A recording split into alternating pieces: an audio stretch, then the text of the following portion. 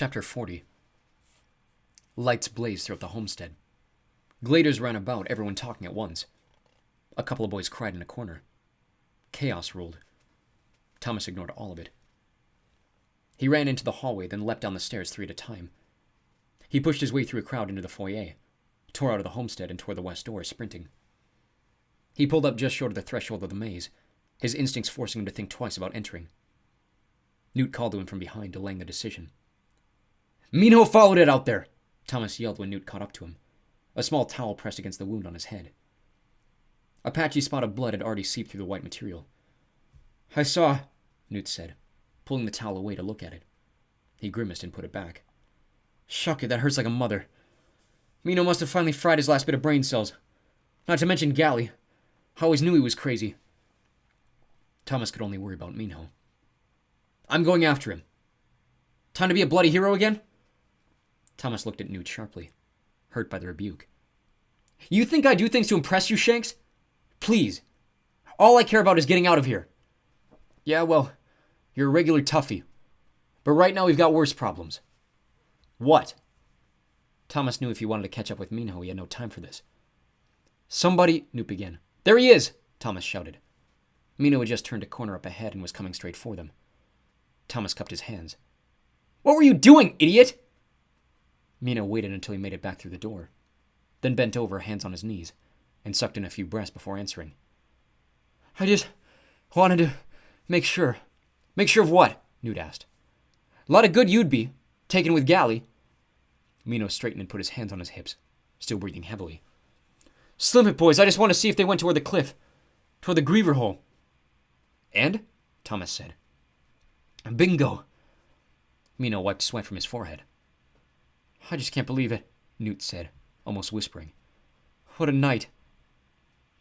Thomas's thoughts tried to drift toward the hole, and what it all meant, but he couldn't shake the thought of what Newt had been about to say before they saw Minho return. "What were you about to tell me?" he asked. "You said we had worse—" "Yeah." Newt pointed his thumb over his shoulder. "You can still see the bug and smoke." Thomas looked in that direction. The heavy metal door of the map room was slightly ajar, a wispy trail of black smoke drifting out of the gray sky. "Somebody burned the map trunks," Newt said. "Every last one of them." For some reason, Thomas didn't care about the maps that much. They seemed pointless anyway. He stood outside the window of the slammer, having left Newt and Minho when they went to investigate the sabotage of the map room. Thomas had noticed them exchange an odd look before they split up, almost as if communicating some secret with their eyes. But Thomas could think of only one thing. "Teresa?" he asked. Her face appeared, hands rubbing her eyes. "Was anybody killed?" she asked, somewhat groggily. "Were you sleeping?" Thomas asked. He was relieved to see that she appeared okay. Felt himself relax. "I was," she responded, "until I heard something shred the homestead to bits. What happened?" Thomas shook his head in disbelief. "I don't know how you could have slept with the sound of all those grievers out here. You try coming out of a coma sometime. See how you do." "Now answer my question," she said inside his head. Thomas blinked, momentarily surprised by the voice since she hadn't done it in a while. "Cut that junk out. Just tell me what happened." Thomas sighed. It was such a long story, and he didn't feel like telling the whole thing.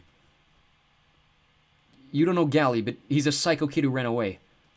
He showed up, jumped on a griever, and they all took off into the maze. It was really weird." He still couldn't believe it had actually happened. "Which is saying a lot," Teresa said. "Yeah." He looked behind him, hoping to see Albie somewhere. Surely he'd let Teresa out now. Gladers were scattered all over the complex, but there was no sign of their leader. He turned back to Teresa. "I just don't get it. Why would the grievers have left after getting Gally? He said something about them killing us one a night until we were all dead. He said it at least twice." Teresa put her hands through the bars, rested her forearms against the concrete sill. "Just one a night? Why?" "I don't know. He also said it had something to do with trials or variables, something like that." Thomas had the strange urge that he had the night before, to reach out and take one of her hands. He stopped himself, though. "Tom, I was thinking about what you told me. You said that I said that the maze is a code. Being holed up in here does wonders for making the brain do what it was made for." "What do you think it means?" Intensely interested, he tried to block out the shouts and chatter rumbling through the glade, as others found out about the map room being burned. Well, the walls move every day, right? Yeah? He could tell she was really onto something. And Minos said they think there's a pattern, right? Right. Gears were starting to shift into place inside Thomas's head as well, almost as if a prior memory was beginning to break loose. Well, I can't remember why I said that you'd be about the code. I know when I was coming out of the coma, all sorts of thoughts and memories swirled through my head like crazy, almost as if I could feel someone emptying my mind, sucking them out. And I felt like I needed to say that thing about the code before I lost it. So there must be an important reason. Thomas almost didn't hear her. He was thinking harder than he had in a while. They always compare each section's map to the one from the day before, and the day before that, and the day before that. Day by day, each runner just analyzing their own section. What if they're supposed to compare the maps to other sections? He trailed off, feeling like he was on the cusp of something. Teresa seemed to ignore him, doing her own theorizing. The first thing the word code makes me think of is letters. Letters in the alphabet. Maybe the maze is trying to spell something. Everything came together so quickly in Thomas's mind, he almost heard an audible click, as if the pieces all snapped into place at once. You're right. But the runners have been looking at it wrong the whole time. They've been analyzing it the wrong way.